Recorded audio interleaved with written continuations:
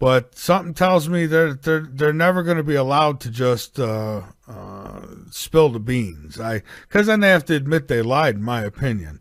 But anyways, we'll talk about all that tonight. It would be nice. I'd love to see disclose. I'd love to see the news taking it more serious. Even the fake news becoming real news. That would be great. It would, but I don't know. I don't hold my breath. But for all of us, all who are listening to this show, I think a good deal of you know that we're not alone, and that's why you take such an interest in these topics, just like I do. Now, let's go ahead. Now, don't forget the website is www.latenightinthe-midlands.com. Go on over, become a member, be informed, and by all means, inform others. Looking forward to getting things rolling here. I've got Russ Kelka and Dr. Lisa Gallinier, I think, or Gallineau. She'll have to help me out with that one. But Russ is the leader in the disclosure movement, previously an active member of the Disclosure Lobby. Russ has now taken the reins for the U.S.-based disclosure effort, and he's convinced by overwhelming evidence of an extraterrestrial intelligence engaging the human race since 10 years old.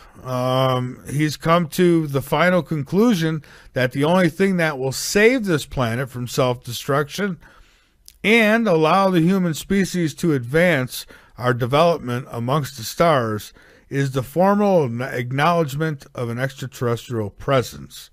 It's called disclosure, and he's got hashtag disclosure there. A socio-cultural anthropologist, futurist, and experiencer, Lisa is committed to illuminating the truth about our extraterrestrial and extra-dimensional visitors, as well as challenging the truth embargo. She says she's always taken it for granted that contact with extraterrestrial life is looming on the horizon for humanity. As an optimist, she tends to see this as something that would be full of possibility and indeed the very thing we need rather than something to fear. I would agree with that. Whether it's going to be a good thing or a bad thing, I'm willing to take that chance. I want to, it's not that I want to know, because I do know. I feel like I know. But I want to see one. I want to meet one. Hey, if it's scary, let it be scary, but I'm ready. All right. So with that, folks, let's go ahead and bring Russell and Lisa on with us. I'm going to go ahead and dial up Russell, and then we'll add Lisa as well. And hopefully everything works well here tonight. Skype's been just horrible and to me. All right. Michael, it's Russ. Good to be with you. Hey, Russ, Lisa. Well, is it doctor? Right? I am a doctor. Yes. Okay. Well, then I'll just say Russell and Doctor. Can you help me out with your last name there? My last name is Galarno. Galarno. Okay. All right. So, listen, I welcome you both to Late Night in the Midlands. It's great to have you. I'm looking Great forward to be here. I'm looking forward to talking with you both and really picking your brains about what you know about the UFO extraterrestrial phenomena. And I guess let's start with a little background. How did whoever wants to start out? How did you both get involved in this? What got you going in this direction? Yeah, I could take it. Okay. I guess to boot here. And Michael, what I want to do before I even give just a brief description for Sure. your listeners is I want to set the tone here Okay. that is relevant to the rest of this conversation. And it's why I do welcome all of your listeners to please pay attention. For those of you that may remember a gentleman by the name of James Fox, who's still pretty big today, he's a UFO film producer. And he created two wonderful documentaries years ago. One was called Out of the Blue, and one was called I Know What I Saw. And he handed out copies of Out of the Blue to every member of the House. He knocked down on everyone's door. And it took him a week to do it. And he sent a personalized letter to every member's chief of staff. And he had some conversations with some that were keen on the UFO phenomenon, and some weren't and didn't know any more than the regular Joe on the street. But the quote is, and was said to him by one of the chief of staffs, look, we cannot touch this subject matter unless the general public, our constituents, put enough pressure on us.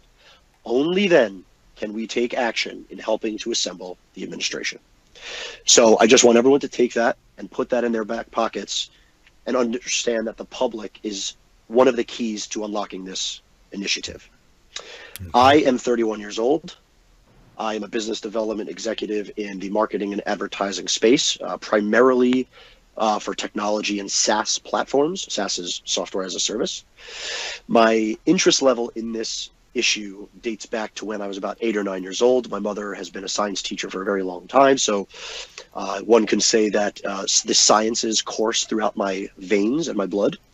And her father, before he passed, had a lot of great interest in this subject as well.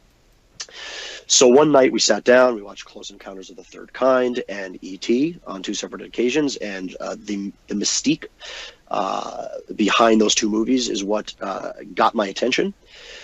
My original grandfather passed on, and my grandmother remarried. And when she did, she married a United States Air Force veteran. And during the Korean War, which was between 1950 and 1953, he was a pilot, and he was stationed here in the country, down at Laredo Air Force Base in Texas. He was with 5 other crew members, and that military base, Michael, is now defunct. It hasn't been open for quite some time. But it was at the tail end of 53, probably 3rd or 4th quarter, that he was with about 4 or 5 crew members in a C-137 Stratoliner, which is a Boeing transport plane. And he was doing reconnaissance between Louisiana and Texas. And a craft flew out of the sky, circled their plane for about 30 seconds, and shot off. You know how the stories like these goes. Oh, yeah. And he got down to the ground, and being an Air Force vet, he was, of course, debriefed by Alphabet City. And he was sworn to secrecy through both signing documents and threats. Of course, when he told me the story at 10 years old, it didn't really matter to him anymore. That one story is what propelled me down what you call the rabbit hole, for lack of better terms, and allowed me to meet different people, talk to different experiencers, as well as researchers in this field, and do a lot of digging on my own. And my advocacy in all of this started about 2.5 years ago.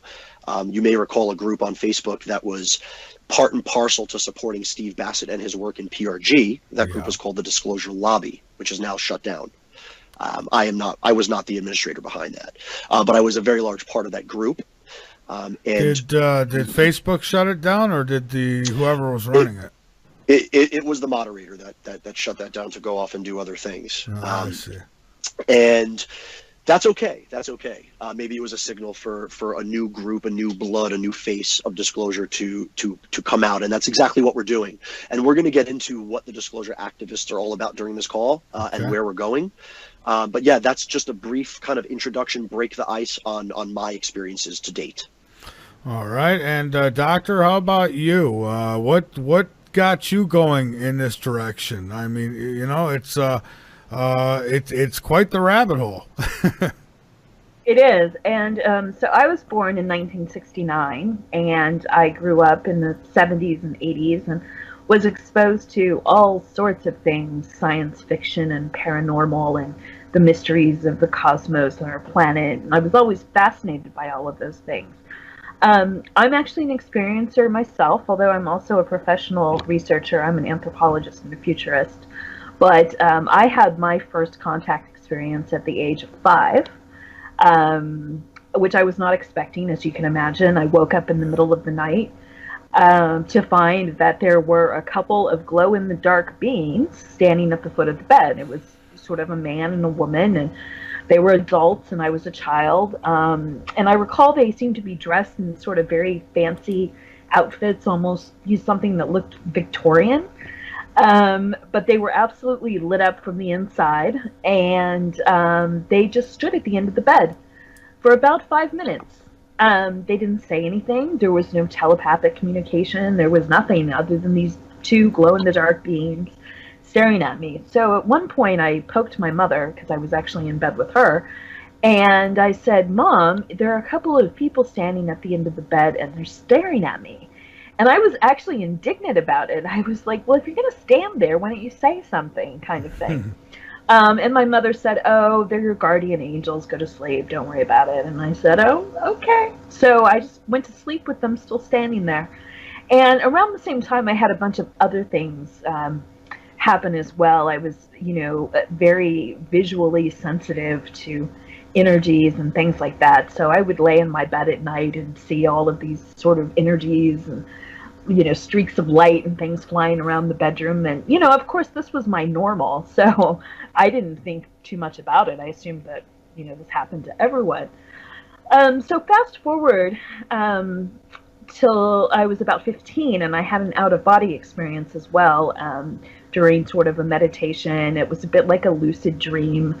But I was kind of whooshed out of my body and taken to another very alien place. I'll call it that. I don't know if I was physically whooshed out of my body or it was just, sort of a daytime dream kind of experience, but, this is sort of how it felt. So, these interests were sort of percolating with me a little bit, and I was, like I said, I was exposed to a lot of the concepts and ideas and, very open-minded, if you will. In 1986, I went to Chile for a year as an exchange student, and I had a pretty major UFO or UAP, if you want to call it that, sighting while I was in Chile.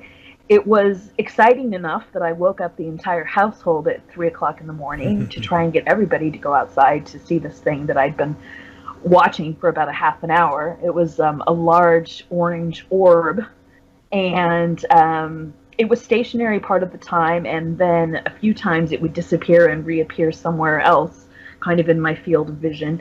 It emanated sort of a very low hum, and I noticed that a lot of the other sounds that I'd gotten used to, because we were staying on a farm at the time, animals, insects, and things, had gotten completely quiet. So by the time we got outside to see this vessel, or this shiny orb that I had witnessed, it was gone. But the next morning at breakfast, the whole family, and we had this long conversation about the preponderance of UFO sightings that there are in that part of the world, which I found very interesting. But it was another one of those things I just sort of tucked away. When I was 17, I joined the Army. I was in military intelligence as a Russian linguist. I didn't stay in for very long. I was in for about a year and a half. But I got some exposure to the military and military structures, and, that whole part of the UFO story is really interesting to me, and something that, I can sort of understand a little bit better having had that point of view. But when I got out of the Army, I went to UC Berkeley.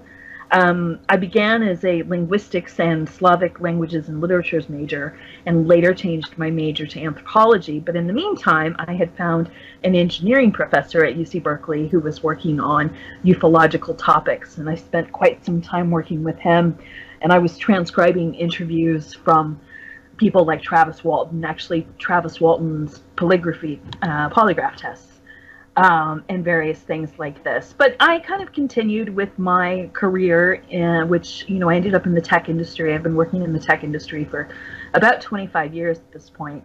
And I would say it was about 10 years ago when my interest truly got piqued. I sort of fell down some rabbit holes, as Russ said. I've been interested in the channeled messages, the transmissions from supposed ascended beings and various extraterrestrial and extra-dimensional beings, which I started to study in great detail. I've exposed myself to several thousand of them at this time, and was doing a bit of what we anthropologists would call a content analysis, to try and figure out, well, what are the motivations behind these messages? And I'm actually a skeptic, believe it or not, and I was skeptical about the messages too, but I realized as a spiritual person that, regardless of whom they originated from, they're still useful messages in many ways. But this got more interesting because after, just a few months of me listening to these messages from this organization called the Galactic Federation of Light, I started reaching out in meditation, and I started to have my own telepathic contact experiences. And that's been going on now for almost 10 years.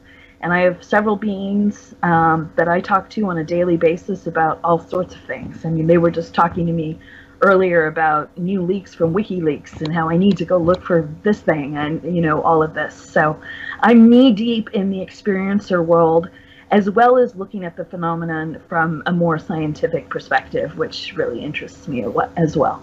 I see. Wow, that's it's very detailed in your description too. Thank you. Monster. Now you mentioned when you were 5 years old, that was your first encounter, and that leads me to like children who will run out, Mom, Dad, there's a monster in my room. I wonder how much of a regular occurrence this kind of thing is, and how many times kids are just blown off about it. Well, that often happens. I mean, what I've been told is that children are more sensitive in that period of time. And what my team has told me since then is that appearance was done very deliberately to open my mind to possibilities beyond what I was perceiving with my, 5 primary senses in a 3D, 4D reality. So they do that kind of thing with children, more sensitive children quite a lot, just to keep our minds open to those possibilities.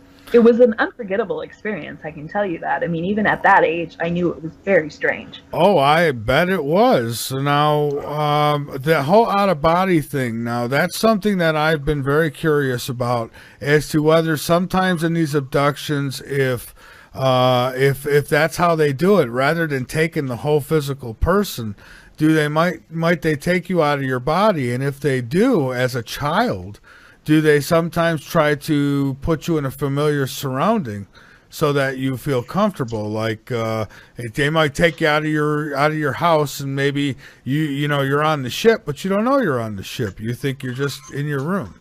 That kind of thing. Yeah, that happened when I was 15, and they've told me that was a projection. So I wasn't actually taken out of body. Okay. They sort of created a temporary holographic reality for me to experience, for 30 minutes or so. And I don't recall being on the craft so much. I recall arriving on what I would call this alien planet. And I recall the buildings that I was in, and I recall being introduced to a group of beings and having an interaction with them. I don't recall them speaking English or anything like that. My team that I work with now, they speak English because they've learned it from observing me and observing humanity for quite some time. But at that point, I was just sort of getting impressions about what was going on and not a whole lot of, communication. But it was extremely visual, and very much like being in, a dream state. But I wasn't asleep. It was qualitatively different from, experiences of being asleep and dreaming. I see. And now you mentioned the Galactic Federation of Light. Now, it's been a while since I've heard about that Galactic Federation of Light. So then this is, I had doubts about it, but you're saying that this Galactic Federation of Light actually exists. It's real. Yeah, I mean, you can actually dig, if you just go onto YouTube, for instance, and you search for the Galactic Federation of Light, or you go on the web and you look, you will find literally thousands of messages from them. And it's, the Galactic Federation of Light is an umbrella term that they decided to embrace because it was frankly too complicated to try and tell humanity that, there are up to a couple of hundred different species or races, that are currently involved and interested in our development. So they consider themselves kind of a coalition of forces. And some of the beings are from the Pleiades star cluster, some are from the Andromeda galaxy, some are from, the Sirius star system, and they actually break that down. So the transmissions, for instance, will come from a being named Salusa, let's say, who's from Sirius, and who's channeled by a guy in England whose name is Mike Quincy. And Mike Quincy alone has put out hundreds or thousands of messages. I mean, usually, there's at least one a week. Sometimes there are more.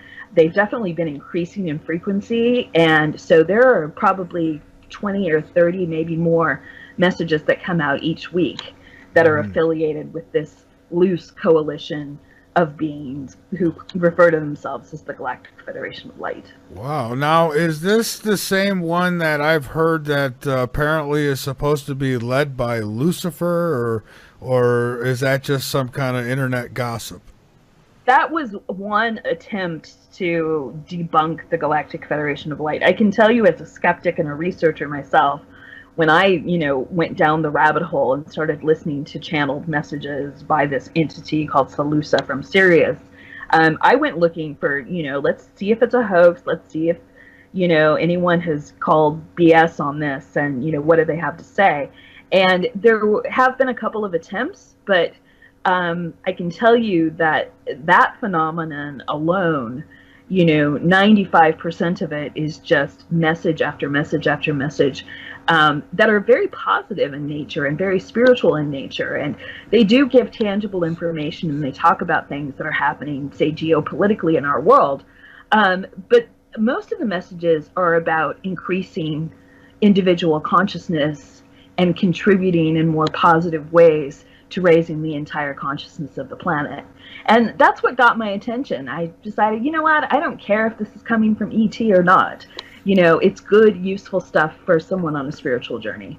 I see. Now, getting back to the whole disclosure thing, and Russ, feel free to jump in whenever you like. So tell me more about the mission that you both are on.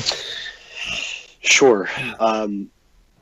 So what got me to, and the Disclosure Activist was formed just following Trump's inauguration speech, because he had said something during that speech. It got me thinking, and I just had one of those light bulb moments. And I had asked Lisa to join me because she does have an incredible perspective on this. And with a political issue that disclosure is, the scientific realm definitely kind of wraps itself around that. But what got me to get to this point is that there have been a very specific set of circumstances that have occurred over the last 2+ years that convince me that elements within the military intelligence are keen to see disclosure. And it's going to hark back to my point earlier about that quote about having public action. So the story begins, and I'm going to lay this out as methodically, succinct, and concise as I possibly can. Okay. You might hear me use the word unprecedented numerous times. All right. Because that is exactly what's going on. But the story begins back in '93. Some of your listeners, if not all of them, are probably more than familiar with, Michael, of what's called the Rockefeller Initiative. Yes. Mm-hmm. And that was an engagement by Lawrence Rockefeller, who was a billionaire philanthropist, to engage the Clinton administration and White House to dig down to the bottom of the UFO files and release them to the public. And there was quite a team associated from the governmental aspect of the Rockefeller Initiative, such as Bill and Hillary Clinton, Dr. Jack Gibbons, who is the director of the Office of Science, Technology, and Policy. He's now passed. John Podesta, who you're going to hear about tonight. Webster Hubbell, Ron Pandolfi over the CIA, and then a bunch of other ones such as Al Gore, Leon Panetta, Mac McClarty, Bill Richardson, and George Stephanopoulos. So a lot of key names here. And the Rockefeller Initiative failed. Okay, so Clinton tried to get to the bottom of it. He couldn't. He was stonewalled, just like Carter was, I believe. And so it ended in '96. It was a 3-year initiative. At that time, John Podesta, who is very closely tied to the Clintons. And I might add, Michael, that John Podesta, he is a man of extreme political significance. He is the center of all power in Washington, D.C., and is a very deep insider and connected individual. So when John Podesta says things, people really need to listen. So at that time, when Clinton got stonewalled and the Rockefeller Initiative ended, a decision was made that if and when Hillary Clinton was to engage a White House candidacy, they were going to push her to become the disclosure president. And by doing so, they left different trails of breadcrumbs over many years that set the stakes for such a thing. In 2002, Podesta, as you know, came out in Washington, D.C. to the National Press Club announcing the Coalition of Freedom of Information. And during that press announcement, he had said, and I'm paraphrasing, the time has come to be transparent. The government ought to release these documents because it's the law, which is the truth. And the American public, quite frankly, can handle the truth, which I'm convinced of. So that's great. Comes out and he says that.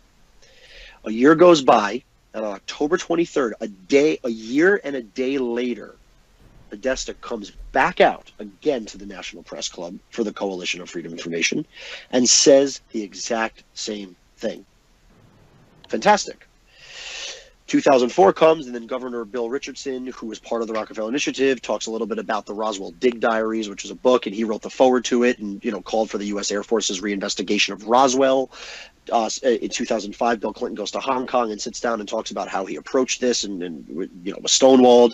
2007 comes, and, Bill Richardson comes back onto Chris Matthews and, again, just talks about some stuff with the Rockefeller Initiative. So many years go by, about 7 years go by, and not much is going on. And then Steve Bassett of PRG puts together a phenomenal citizen hearing on disclosure, which you and your listeners are probably very familiar with. Oh yeah, I've had Steve on several times in the past. Yeah. Sure. So 30 hours of that couple of days that it ran was devoted to the evidence surrounding the Rockefeller Initiative. So that happened in 2013. So a year goes by, and on April 2nd of 2014, and everyone's going to see where I'm going with this, so just bear with me. On April 2nd of 2014, the DVDs of the citizen hearing on disclosure was supposed to go out, but there was some kind of production error that I think Steve talked about, and it didn't end up going. But Bill Clinton didn't know that. So what he does is 6 days before that citizen hearing video was to be released to Congress, or delivered to Congress, Clinton appears on Jimmy Kimmel, right? And when somebody of Bill Clinton's stature appears on Jimmy Kimmel, the questions that Kimmel asks are already scripted beforehand. So Bill Clinton knew exactly what questions were going to be asked. And one of those questions was about, Kimmel says, I'm going to put my hand on the Bible, and if I was president, I would run right to the files and figure out, if Roswell was real. Did you do that? And Clinton responds. And everyone can see that response on YouTube if they want and go see a video. And in fact, Ben Hansen, who I think was a former FBI analyst, did an analysis of that video. So that was fantastic, unprecedented, something that's never been done before by a president. So then another year goes by, Michael, and on February 13th of 2015, and I'm going to use the word unprecedented again, something big happens. 8 days after Steve Bassett was meeting members of the 5 key committees or faxing meeting requests, John Podesta, on his leave from the White House under the Obama transition team, tweets out the biggest tweet anybody could ever of a man in his position, and says, finally, my biggest failure of 2014, once again, not securing the hashtag disclosure. I just want to say that disclosure, that hashtag, was in reference to the Disclosure Lobby movement. So he hashtags that word, disclosure of the UFO files. Then he hashtags the truth is still out there, and he CCs Maureen Dowd of the New York Times. And the reason he CC'd Maureen Dowd was she wrote an article in 97 called We're Not Alone that had to do with Roswell. And he also did it in a very subtle way to tell the media that some stuff is going to come and you should start asking questions. My presidential candidate is ready to do this. Whatever. This is great stuff, right? 1 month later, President Obama comes on to Jimmy Kimmel. And Kimmel asks him scripted the exact same question. I mean, this is unbelievable. You don't make this stuff up. And he asks him the same question, and Obama answers in a way where he injects some humor into that response, but still sort of hints at that there's something there, right? He says, the aliens are in strict control of us. They won't allow us to talk. We're instructed to say these things if we come on TV. I mean, all these different things. I mean, funny, but hey, by the way, there's some truth in that. And the audience laughs, whatever, makes a joke about it. Then a couple months go by. And on September 29th, John Podesta does yet another tweet. And this was directed right to the media. So Lena Dunham, who everyone may know of as the main protagonist, if you want to call it that, on the HBO Girls, right? And for the record, Obama did say, he says laughingly, but he says, they won't let us tell you. Right. Exactly. Now, who those they are? Yeah. Well, we could speculate on that, and we're going to get there. So September 29th comes, 2015. We're in, and Podesta tweets out because Lena Dunham interviews Hillary Clinton to appeal to the millennial crowd to get those votes, and let's rock the vote for Hillary Clinton.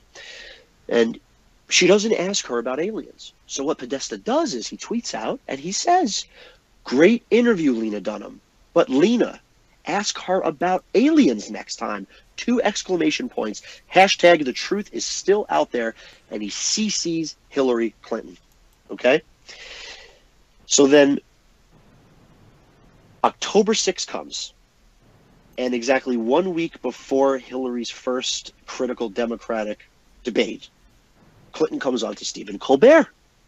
And Colbert asks him about ETs, and Clinton goes through this whole spiel about how, if we could say something to ET, it's we want to cooperate, we want to be friends, we would expect to do something like that. And it kind of almost harks me back to the Reagan statement back, I think it was 87, to the United Nations, when even though what he said was due in part to his Star Wars Defense Initiative, he still says, "I wonder what would happen if we were faced from an outside alien threat, if the world would, unite and just drop all of our differences." There's key meaning behind all of this, right? Mm-hmm. December 30th comes of 2015, and Congress is out on holiday. So what John Podesta and Hillary Clinton decide to do is go to this small little town in New Hampshire called Conway, New Hampshire. And there was a reporter there, Damon Steer, who I've spoken to before, and he's for the Conway Daily Sun. And Hillary was there in 2008 when she was campaigning, and she didn't really talk to him about a UFO question there. He asked it, but she approaches him, and this was no coincidence. She approaches him in 2015, and he asks her the almost identical questions, and she says something that blew my mind. It's never been said before by a presidential candidate. She says she's going to make a task force if she's president to look into this, and send a task force to Area 51. But she says something else. She says, and by the way, I think we may have been visited before. We just don't know for sure. I mean, I could not even believe that. That is disclosure in my eyes. What I worried about, though, and I always have, is for me, I've never thought for a minute that you were ever going to get a president, no matter who it was, who's going to be able to come down that red carpet and tell us the truth, even if they know the truth. And sometimes these candidates will use that. I mean, and maybe they have good intentions, but I think once they get in there, sometimes their hands are tied behind their back. And so, I mean, it all sounds really good, but, are they going to come out and admit that they've lied for all these years? So you make a good point here, and this is something that will be part of this continuing story that I'm going to tell you. Okay. Grant Cameron happens to believe that the presidents are definitely read in. Steve Bassett doesn't believe that. I kind of sit somewhere in the middle of the two of them. I believe some presidents are told something, and some are not. And what that something is could simply just be, yes, Mr. Presidential Candidate, or yes, Mr. President, there is ETs, but that's all we can really tell you. Of course, it's speculation on my part. I don't really know. But it's a good point you make, and just hold on to that thought, though, because I'm gonna cover that. So December 15th happens. It's done. Now there's a new year. They wanted to see how much noise would be made, and there are some articles in mainstream media that come out about it. What Clinton said, but not enough substance.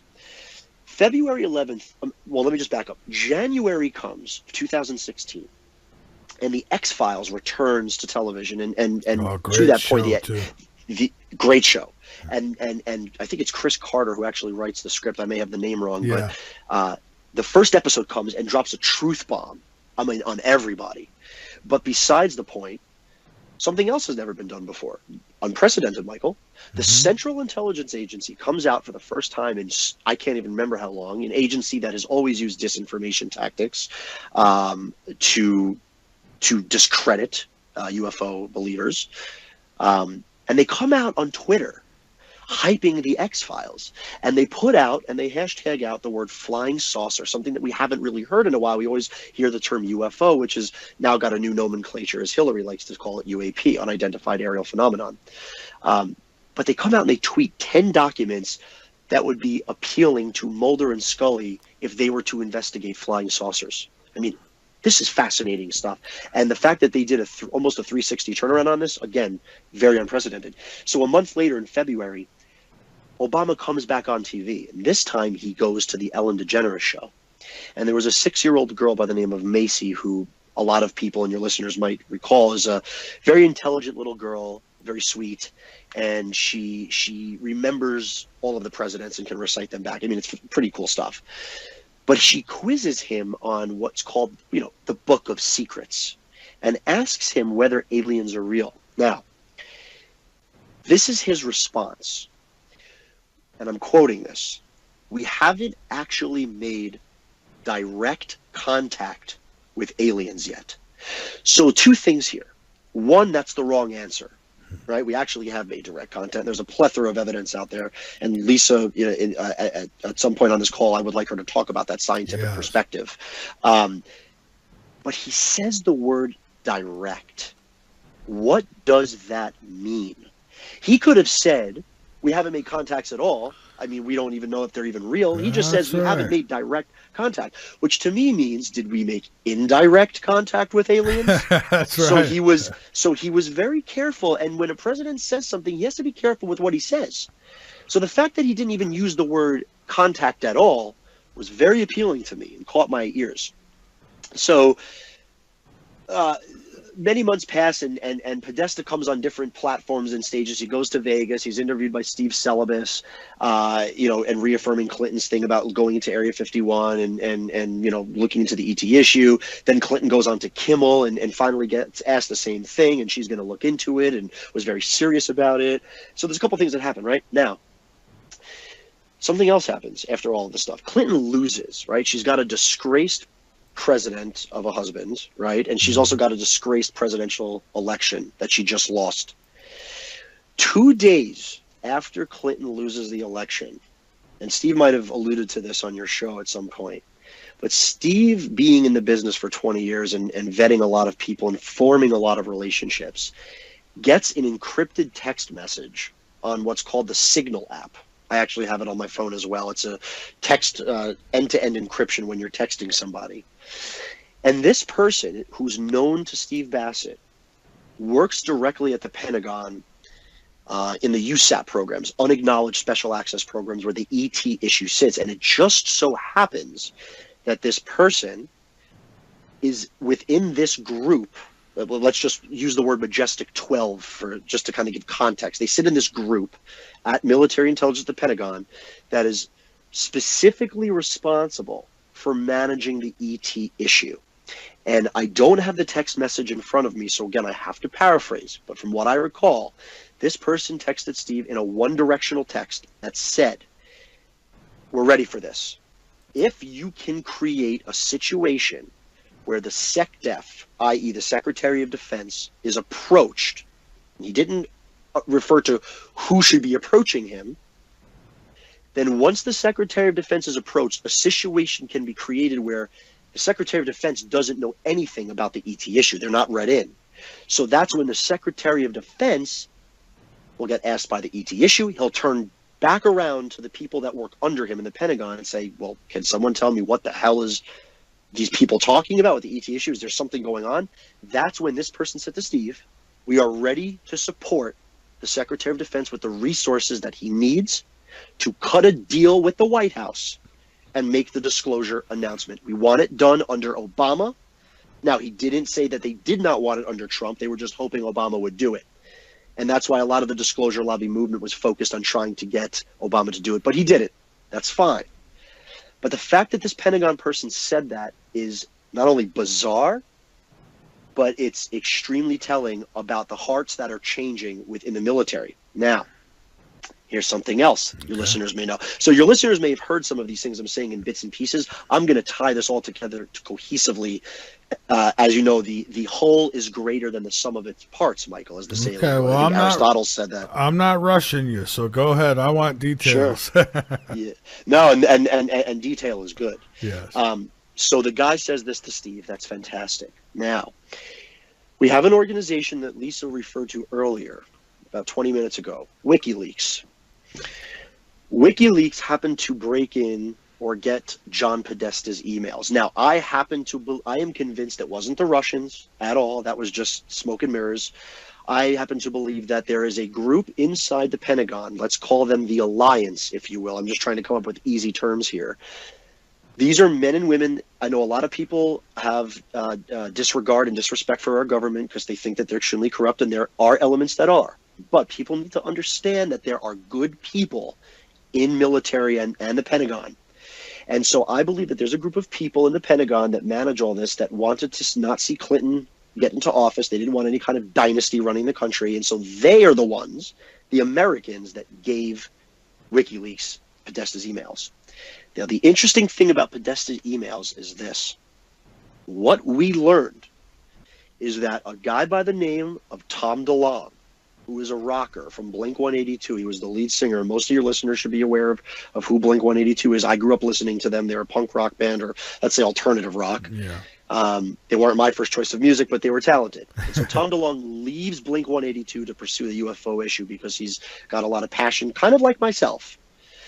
And being that he is a celebrity, okay, quote unquote, he pitched a story to the Pentagon on how disclosure should happen in his own eyes, right, through documentaries and books. And we learn all this in WikiLeaks. But there's some interesting emails I picked out tonight that I want to read to you. They're not that long, Okay. So just bear with me. Tom DeLonge emails John Podesta on January 25th, 2016 at 16:04, which is 4:04 p.m. Eastern Standard Time. And the subject is General McCasland.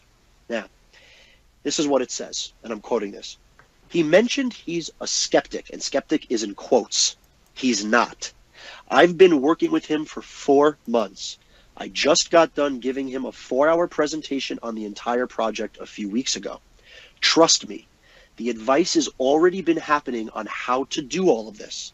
He just has to say that out loud, meaning that he's a skeptic. But he is very, very aware. And I want you to listen to this, Michael. As he was in charge of all of the stuff, when Roswell crashed, they shipped it to the laboratory at Wright-Patterson Air Force Base. General McCasland was in charge of that exact laboratory up to a couple years ago. He not only knows what I'm trying to achieve, he helped assemble my advisory team. He's a very important man, best Tom DeLonge. We know now that the Pentagon has given Tom DeLonge an advisory team of 10 people. 3 of the names of those 10 people leaked out in this WikiLeaks. One of those people is General Neil McCasland, who now works for Applied Research Associates, I believe, ARA. Believe that's the name. Correct me if I'm wrong. But he was the former commander of the U.S. Air Force Research Laboratory at Wright-Patterson, where allegedly those Roswell bodies went post-crash. That's one email. I want you to keep that in the back of your mind. Okay. The next email, and this one's a little longer, so I'm not going to read the whole thing. Again, from Tom DeLonge to John Podesta. This was a year earlier, on September 24th at 2015 at 16:29, so 4:29. This is what he says. I received your email address from your assistant. As from time to time, I would like to get you information that is not appropriate for others to see. And here is one of those items. The ranking general, i.e. General McCasland, on my committee has some ideas for a memo that would help provide context for his and the other officers' work on this project. Here are the general's thoughts. This is phenomenal stuff. I was thinking of, and this is, I'm reading what the general said in his memo here. Okay. I was thinking a bit more about what a White House memo should say. Something like these points to all federal agencies. In light of the president's policy on STEM, citing official policy encouraging the study of science, technology, engineering, and math, some background on your project. The administration encourages a favorable public affairs position by all agencies, appoints NASA to lead this, and then in parentheses, this kind of public outreach is in NASA's job jar, and if no agency is appointed, all will simply note and file the memo and likely do nothing, end parentheses. Finally, and to coordinate with the Department of Defense, the Department of National Intelligence, DNI, and the NOAA, the National Oceanic Atmospheric Association, and I put in parentheses, or he does, the other major space actors, putting a bit of light on them. So that's the second email. This is a general that is writing to Tom DeLonge exactly how disclosure should go and exactly how this project should go. I mean, this is, again, this is not even a Hollywood movie. You don't make this stuff up. And then finally, this is the third name. That's the other two names I'm about to leak out here. Well, I didn't leak them. WikiLeaks did, but I'm going to tell your listeners. Is we have a meeting invite on January 25th of 2016 from John Podesta to General Neil McCasland, Tom DeLonge, Amelia Fisher, who works for Hillary Clinton, and then two other guys. One of the guys' name is Michael Carey. And Michael Carey is former special assistant to the commanding general of the U.S. Space Command in Colorado Springs, Colorado. I believe that's where they're housed, or that's one of their facilities. The second guy, and this is the most interesting, talk about military-industrial complex, Rob F. Weiss. Currently today, if you go on LinkedIn and look him up, he is the executive vice president and general manager of advanced development programs at Lockheed Martin Skunk Works.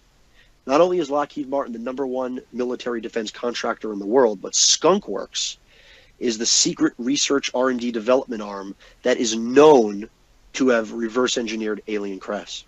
So here you have the guy that pretty much runs Area 51 saying that he's in this meeting, a Google Hangout meeting, and they go back and forth in the email on what times, need to be set.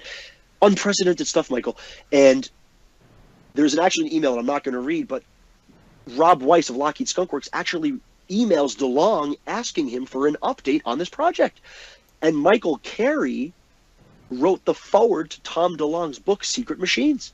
So something is going on at the Pentagon where they're trying to get this information out. The Pentagon doesn't want their fingerprints all over this. They need to figure out a way to do it. And Tom DeLonge is the only way. Or, I'm sorry, Tom DeLonge is one of the only ways. Now, the last two things that happened, I promise this is all coming full circle. Oh, that's cool. That's fine. The last two things are 2 days before Trump takes office, and I'm not even mentioning the pardon of Chelsea Manning, which was I couldn't believe they did that, and I'm happy they did, because that is sort of a nod to whistleblowers, because Manning could have been indicted on 120 counts of espionage. They let him go in May, or let her go in May, but the CIA, for the second time in their tenure, tweets out and spills 13 million documents of previously classified information on the web for everybody to look at. Some of those documents talk about psychic powers with Uri Geller and how they were convinced, but we're not talking about Uri. And there was about 2,500 different documents on unidentified aerial phenomenon. But here's the interesting thing. Some people will argue, well, Russ, but yeah, the CIA had already declassified them years ago and they were at the National Archives. And that's true, Michael. That's true. They were at the National Archives, and they were on one of 4 computer terminals. But you had to physically go to the National Archives to look them up, and nobody was really doing that. Well, yeah, and they know that people, unless you make it real easy for people, most people don't bother. Yeah. Thank you. That's a good point you make, and I'm going to get into that. So right, people don't want to get off and bother with it because, it's time out of their day. Right? Yeah. But it's the most important issue of our lifetime that we're dealing with here. So in any case, they dump those documents out for the public to see and scour through. Here it is, everybody. We're giving you Christmas. Here is the Christmas gift. Okay? And it's done. And then finally, and I don't want to talk about politics here because I think there's a lot of crap that goes on in politics. I'm not into politics, and there's a lot of theater. But the one thing I will say is I did not vote for Trump. However, Trump comes out during the inauguration speech just before Disclosure Activists was formed. And he says something that is direct relation to what we call the truth embargo, right?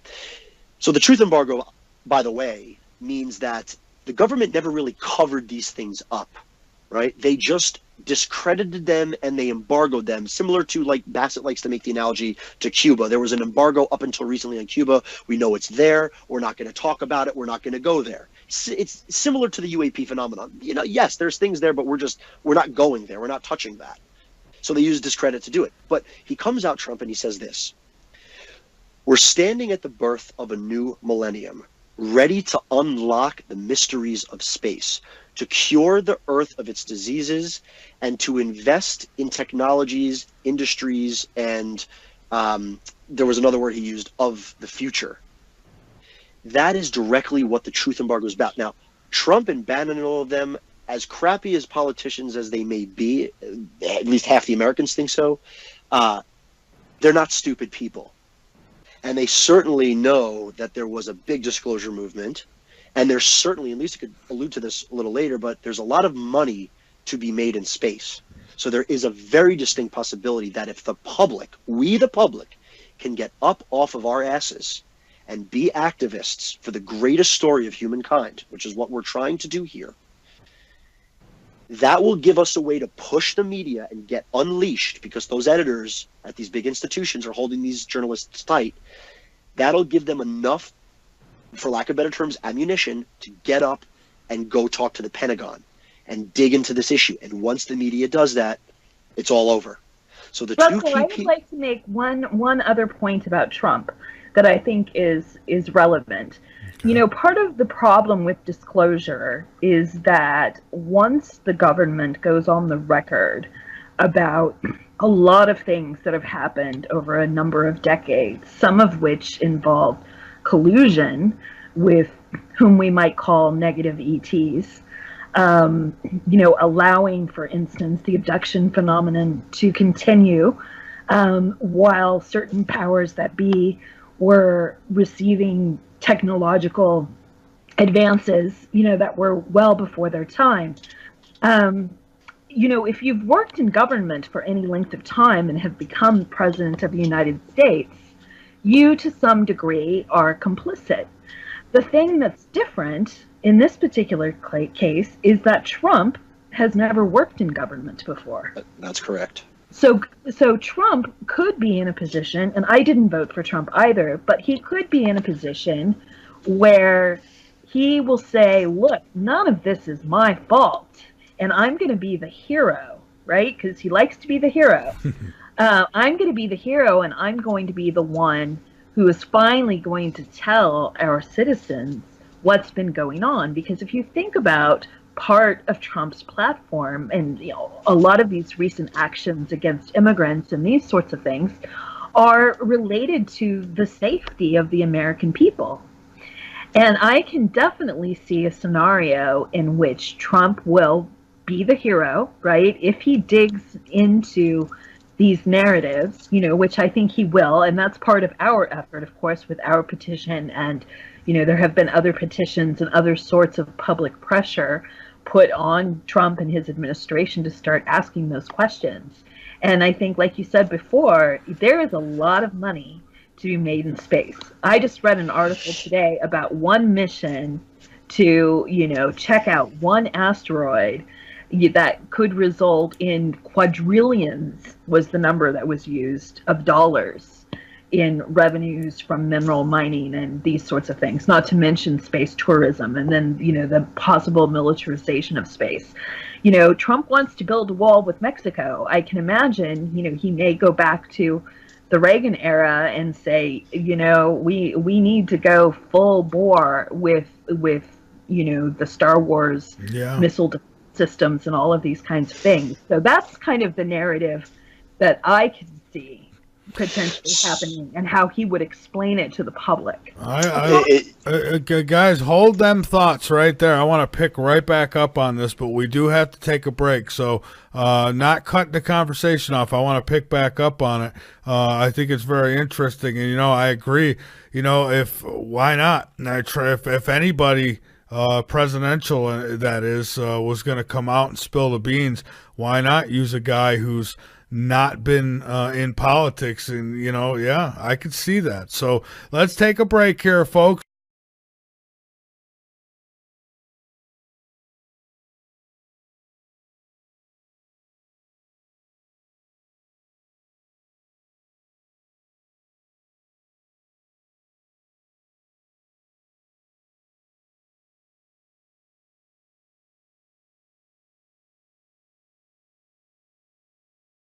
Let's get back to it. My guest, Russ Kelka, and we've got Dr. Lisa Gullinier, I know I'm chopping that all up again. See, I took too much time in between saying it now, so You're fine. I apologize, Doctor. That's say it one more time for me. It's Galarno. Galerno. I'm gonna write this down my way. You can call me Dr. G. A lot of people do. That works fine for me. All right, thank you. Now we had left off discussing, I guess, Trump, maybe his possible role in all this. So I would like you to go right back to where we left off, and we can go from there. Well, I would just say I think that there are multiple scenarios for disclosure happening potentially this year, perhaps, the first half of this year. And I think that's something, that we contemplate. One thing, could be, as we said, that the Trump administration will become very interested. I mean, they're doing a lot of budget cutting and, really looking at various agencies and their budgets. And I'm sure the black budgets will come to their attention. I hope so. Presidents also have the ability to reclassify any documents that they choose to reclassify. So even if President Trump hasn't achieved, what they might call cosmic top secret clearance, he still has the executive authority to reclassify pretty much whatever he wants, unless they can figure out a way to keep it hidden. I think he's tenacious enough to do so. So that's one potential scenario. There are other world governments that have already disclosed to some degree or another, or at the very least have, been in a process of soft disclosure. So governments like the UK and Mexico, South American governments, all sorts of governments, even the Vatican and the Dalai Lama have talked about ETs and, all of these kinds of things. Yeah, I think the Pope said that they'd be willing to baptize them. I'm sure they would. Yeah, I'm sure they would. He did say that. Yeah. I don't see E.T. going to the Vatican to get baptized should they arrive. But anyways. Well, as far as I can tell, E.T., for the most part, benevolent ETs are advanced spiritual beings, so they've got their own sort of thing going with that. But I also think the whistleblowers and the leaks are definitely another possibility. It's been speculated widely in disclosure circles for quite some time that both Edward Snowden and Julian Assange have what you might call the ET files. And some of that stuff, yes, came out in the Podesta email dumps, but there's reason to believe there's a lot more, so what could motivate WikiLeaks to finally come out with this? Well, as Russell was saying earlier, Assange is about to get kicked out of the Ecuadorian embassy, so he could make some decisions that he might not otherwise make. The other possibility, which I find to be fairly likely, is that the incidence of mass UFO/UAP sightings will increase. They already are increasing. There's been, several percentage point increases over the last couple of years in sightings documented by organizations like MUFON. The crop formations, there are several hundred of those every year. And they tend to be ignored, which is interesting because at one point there was some debunking done and a couple of guys went out in a crop field with boards and rope and managed to make some, frankly, pretty ugly crop circles, but they managed to do it. So a lot of, scientifically minded, technically minded, engineering focused people who, are very intelligent